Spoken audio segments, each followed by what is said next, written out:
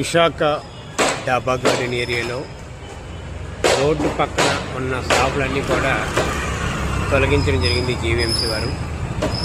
అయితే ప్రతి ఒక్కరూ కూడా రోడ్డు మీద బ్రతుకుతున్న వ్యక్తులను ఇబ్బంది పెట్టడం అని వాళ్ళు బాధపడడం జరుగుతుంది. ఏదేమైనా సిటీ డెవలప్ అవ్వాలంటే ఒక్కొక్కసారి నష్టం జరుగుతుంది. అయితే ఇక్కడ ఈరోజు మేము చెప్పాలనుకున్న విషయం ఏంటంటే, కొంతవరకు చాలామంది వ్యాపారం చేసుకొని మధ్య వాళ్ళు ఒక 2-3 రోజులు, ఒక నెల రోజులైనా సరే షాపు లేకపోయినా బ్రతకగలరు. కానీ కొంతమంది వికలాంగులు లాంటి వాళ్ళు కూడా ఏదో వ్యాపారం చేసుకొని ఒకరిని మోసం చేయకుండా కష్టపడి సంపాదించుకోవాలని ఆలోచనలో ఉన్న వ్యక్తులు కూడా ఉన్నారు.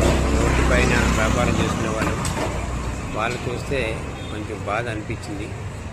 ఏదేమైనా ఈ ప్రభుత్వం ఎంత వేగంగా అవకాశం ఉంటే అంత వేగంగా బాగా వాళ్ళ షాపులన్నీ కూడా వాళ్ళకి యథావిధిగా వాళ్ళ ప్లేసుల్లో కానీ ఇంకెక్కడైనా వాళ్ళకి వ్యాపారం చేసుకోవడానికి వాళ్ళకి అవకాశం ఇస్తే ప్రభుత్వానికి మంచి పేరు వస్తుంది. వాళ్ళకి కూడా మంచి చేసిన వాళ్ళు అవుతారని మా ముందడుగు తాలూకా ఆలోచన విధానం. Thank you.